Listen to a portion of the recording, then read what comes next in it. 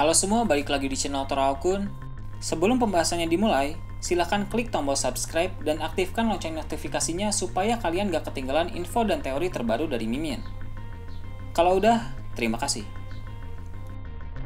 Manga One Piece Chapter 1015 telah terbit dan memperlihatkan berbagai hal menarik. Dalam video kali ini, channel Toraokun akan membahas tentang chapter terbaru ini dengan memberikan pendapat dan juga beberapa teori. Chapter kali ini berjudul Terbelenggu. Cerita dimulai dengan memperlihatkan keadaan Luffy yang sekarang ini telah tenggelam semakin dalam di lautan. Sementara itu, di lantai pertunjukan terlihat Chopper sedang terdesak dalam pertarungan melawan Queen. Queen menggunakan kemampuan untuk membuat leher Brachiosaurusnya menjadi lebih panjang dan dia menggigit bahu kiri Chopper. Selain fisik yang sakit, kondisi mental Chopper sekarang ini pun sedang kurang baik karena dia memikirkan Luffy yang sudah kalah. Para suku Ming dan samurai di kubu Luffy juga terlihat bereaksi setelah mendengar kabar kekalahan Luffy. Beberapa di antara mereka seolah telah kehilangan semangat untuk bertempur. Mereka mulai bertanya-tanya apakah sudah mustahil untuk bisa menang. Seorang samurai juga mempertanyakan keadaan Momonosuke, mengingat keberadaannya saat ini sudah diketahui oleh musuh. Diperlihatkan bajak laut hewan buas yang merasa tubuhnya semakin kuat setelah memakan dango dari Speed. Salah satu dari mereka mengatakan kepada seorang samurai bahwa para musuh yang datang tidak lemah, tapi Kaido lah yang terlalu kuat.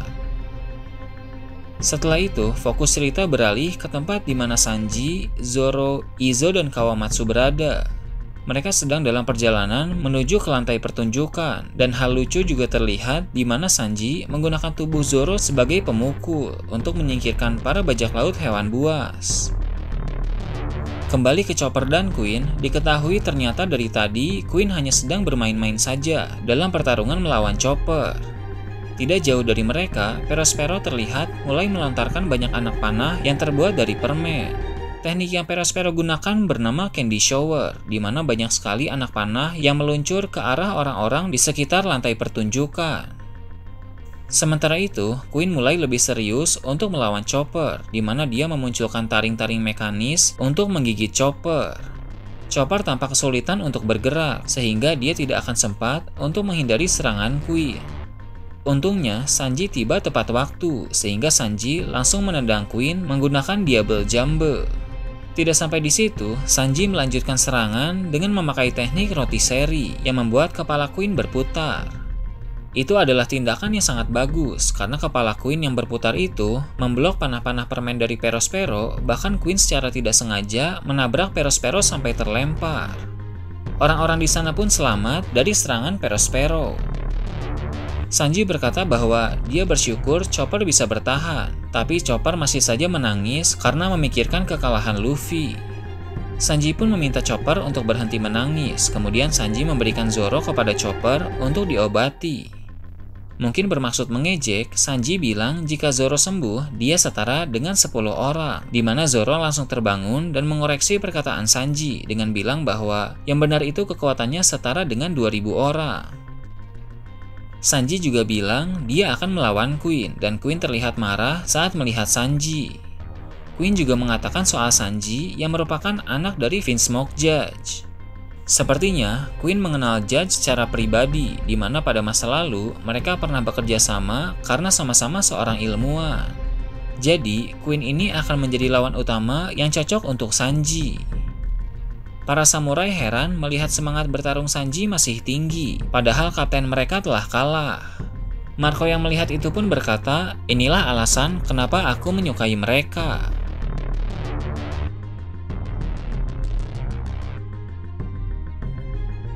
Fokus cerita beralih ke tempat lain. Di loteng lantai 1 istana Kaido, pemandangan memilukan terlihat di sana karena ada Kiku dan Kanjuro yang terkapar dalam keadaan tidak berdaya. Ada juga Kinemon yang walau sudah terluka parah, tapi tetap mencoba menghentikan Kaido dengan sisa tenaga yang dia miliki. Kinemon menusuk kaki Kaido menggunakan pedang yang telah patah. Dia pun mengingat masa lalu saat bersama Momonosuke. Kinemon yang berlumuran darah menatap Kaido dengan sangat serius. Tentu perlawanan Kinemon hanya sekedar untuk mengulur waktu agar Shinobu bisa berlari semakin jauh membawa Momonosuke. Kaido pun mengambil pedang dan menusuk Kinemon. Luka-luka Kinemon sangat parah, entah apakah dia akan bertahan hidup atau tidak. Kaido pun berkata, terimalah kematian terhormatmu layaknya seorang samurai sejati. Diam-diam, Momonosuke ternyata membawa katak Maris. Momonosuke melakukan hal tersebut karena dia ingin memberikan pengumuman ke seluruh pulau Onigashima menggunakan katak tersebut. Seperti yang sudah admin duga dari chapter sebelumnya, suara yang didengar Momonosuke adalah suara Luffy.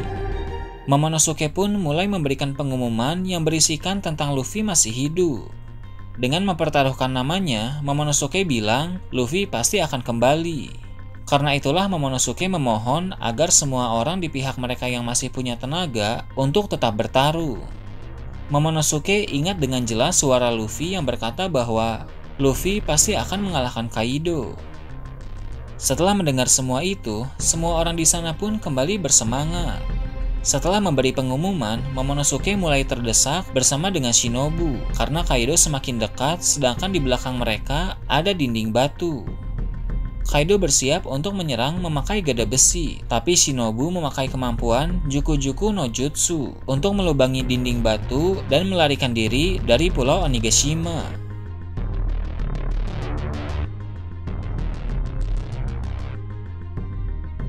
Setelah itu, terlihat kapal selam bajak laut hati mendekati Luffy yang sedang tenggelam. Rupanya, kru Law berhasil menemukan Luffy, sehingga mereka pasti akan langsung menolongnya. Menurut admin, Luffy tidak akan perlu waktu lama untuk memulihkan diri. Dia akan segera bangkit kembali dan mencari Kaido. Luffy pasti akan menggunakan teknik baru yang lebih kuat agar bisa menang, karena sepertinya sebelum jatuh dari pulau Onigashima, dia sempat ingin menggunakan teknik baru. Hanya saja hakinya habis, sehingga dia pun pingsan dan jatuh ke laut. Nah, setelah pulih nanti, dia pasti akan langsung menggunakan teknik baru itu. Apalagi jika dia melihat Kinemon dan Kiku yang terkapar. Amarah Luffy tidak akan tertahan lagi. Di tempat lain, terlihat Nami, Usopp, dan Tama. Tama bersyukur saat tahu Luffy masih hidup. Tak lama kemudian, terlihat ada wajah Zeus di Klimatak Nami.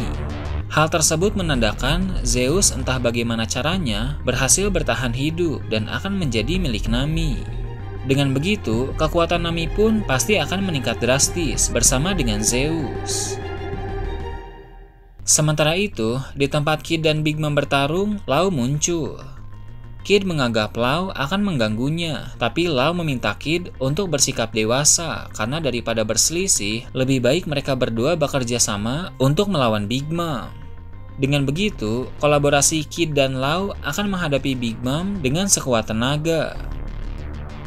Sedangkan di atap istana, rupanya Yamato sudah tiba di sana, tapi Kaido sedang berada di bawah. Yamato pun berteriak memanggil nama Kaido, tapi Kaido keberatan dengan itu karena Yamato harusnya memanggil Kaido sebagai ayah.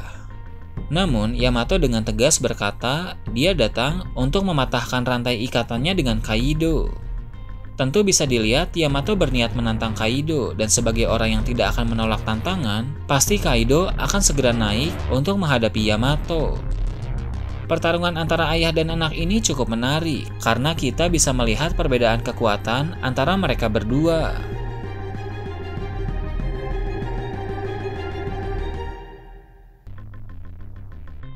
Nah, itu tadi review dan teori tentang One Piece chapter 1015. Gimana menurut kalian? Silahkan tulis di kolom komentar di bawah.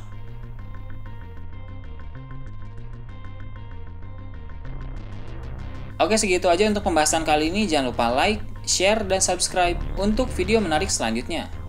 Gue Torakun, Shambles.